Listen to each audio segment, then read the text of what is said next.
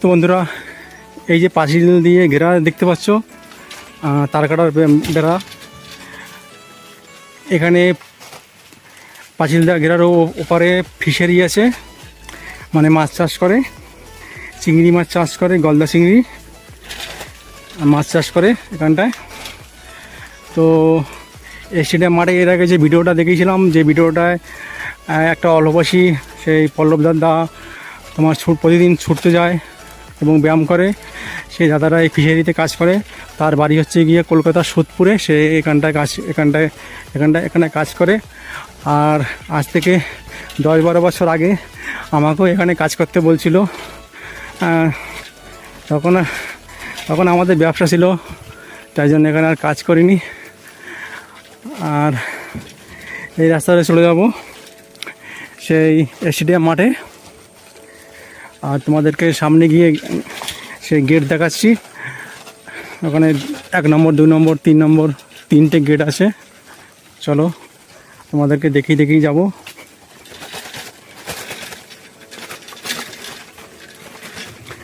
আর রাস্তা দেখো, অনেক বছর ধরেই এই রাস্তা এরকম হয়ে আছে। আর রাস্তা ভালো হচ্ছে না, মেরামত হচ্ছে না। রাস্তায় জল, হেঁটে হেঁটে যাচ্ছি। ওপাশে গিয়ে সাইকেল চালিয়ে বেরিয়ে যাব।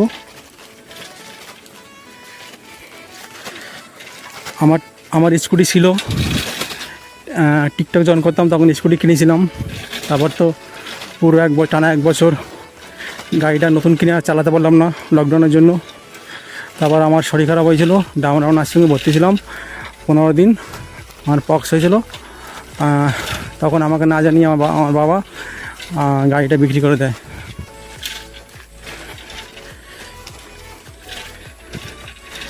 স্কুটি কিনবো, কয়েকটা বছর যাক।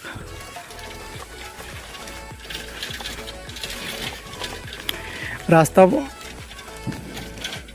পুরো খারাপ হয়ে আছে। আজ থেকে 20 বছর আগে যেরকম দেখেছি, আর এখনও সেরকমই আছে। রাস্তা মেরামত হচ্ছে না। শুধু মানে উন্নয়ন মন্ত্রীরা, পশ্চিমবঙ্গের মমতা সরকার শুধু ডায়লগ মারবে রাস্তাঘাট উন্নতি করবো, কিন্তু রাস্তাঘাট উন্নতি করছে কোথায়? দেখো জল। এই রাস্তা দিয়ে যাওয়া সম্ভব বলো গাড়ি চালিয়ে?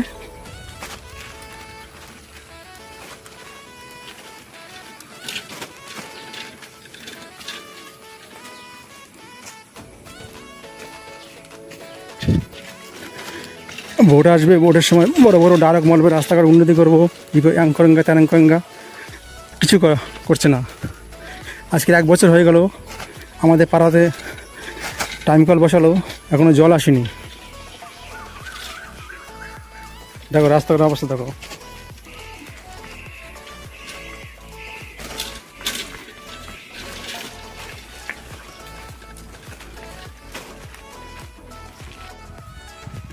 আচ্ছা বন্ধুরা, এই যে চলে এসেছি সেই ফিশারি গেট। এখানটা সে পল্লবদা থাকে। পল্লবদা তো মাঠে চলে গেছে, পল্লবদার সাথে মাঠে গিয়ে মিট করবো। তো এই দেখো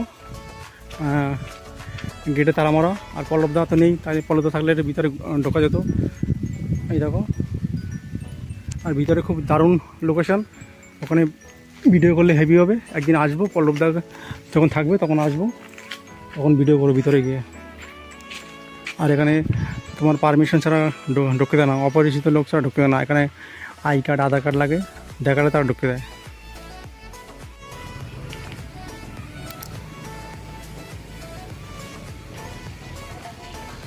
তো বন্ধুরা, এটা হচ্ছে ফিশারির গেট। এটা ফিশারির মেন গেট।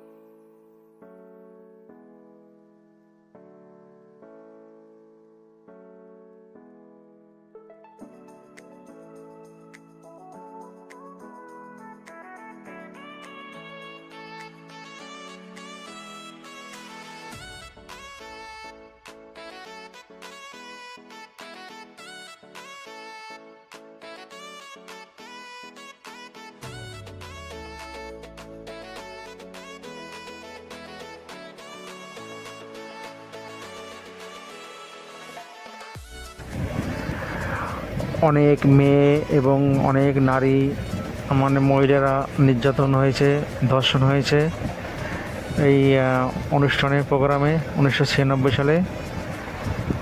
অনেক মেয়েরই অনেক ক্ষতি হয়েছে। কাকদ্বীপে লাল সাধুর মেয়ে ধর্ষণ হয়েছিল। সেই মেয়েটিকে 6 জন পুরুষ ধর্ষণ করেছিল 1996 সালে এই রাসমিলের প্রসেনজিৎ ঋতুপর্ণ অনুষ্ঠানে। বন্ধুরা, এই যে মাঠটি দেখতে পাচ্ছ, এই মাঠে 1996 সালে প্রসেনজিৎ ঋতুপর্ণা এসেছিল অনুষ্ঠান করতে, প্রোগ্রাম করতে। তো প্রচুর দর্শক হয়ে গেছিলো, দর্শকদের মধ্যে গণ্ডগোল লেগেছিল। প্রসেনজিৎ ঋতুপর্ণা সবাইকে বসতে বলছিল, কিন্তু কেউ বসেনি, আরও গণ্ডগোল বাড়ছিল। প্রসেনজিৎ ঋতুপর্ণা তা চলে গেছিলো। তারপরে তো গণ্ডগোল আরও ভয়ঙ্কর হয়। আর অনেক বন্ধুরা, আমি মাঠে চলে এসেছি। তো এখন সন্ধ্যা হয়ে গেছে, আর ওপাশে দৌড়াচ্ছে ওই যে পল্লবদা, সব দৌড়েছিল। আর এই যে মাঠ, স্টেডিয়াম মাঠ, তো দেরি হয়ে গেল। ওখান থেকে ব্লক করতে করতে, সেই তালতলা থেকে ব্লক করতে করতে, ওপাশ থেকে ব্লক করতে করতে এসেছি। তো দেরি হয়ে গেল পুরো সন্ধ্যার মুখে। তো এখন আমি একটু ছুটবো, আমি এখন দৌড়াবো। তো ক্যামেরা ধরার মতো কেউ নেই, এই যে দৌড়াচ্ছি আমি একটু। তো আমি ছুটবো। তো বন্ধুরা, আর সন্ধ্যা হয়ে গেছে। তো পল্লবদা আসুক, পল্লবদা আসলে পল্লবদাকে একটু দেখাবো।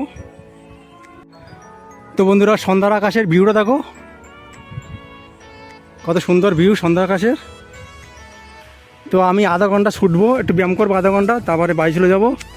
আমার তো দেরি হয়ে গেছে, আমি 5টার আগে চলে আসি।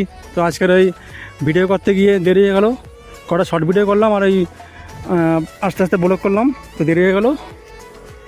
আর ওখানটায় ব্যায়াম করছে, চলো তোমাদেরকে ব্যায়াম দেখাবো। আজকে তো আমার মনে হচ্ছে দৌড়ানো হবে না, তো যাই হোক তোমাদেরকে একটু ব্যায়াম দেখাই। ওই যে অনিমাদা ব্যায়াম করছে। তো বন্ধুরা, অনিমাদা ব্যায়াম করছে, দেখো। আজকে বেশি দেখাবো না, অল্প দেখাবো। অল্প একটু ব্যায়াম করো, সামথিং শুরু করো। তো বন্ধুরা, সন্ধ্যা হয়ে গেছে আর একটু রেস্ট নিচ্ছে। ব্যায়াম তো এর আগে দেখিয়েছিলাম ভিডিওর মাধ্যমে, তো পরে আবার দেখাবো ব্যায়াম। তো এখন সন্ধ্যা হয়ে গেছে, আমি একটু ছুটবো। তো বন্ধুরা, এখানেই সমাপ্তি করলাম। তোমরা ভালো থেকো।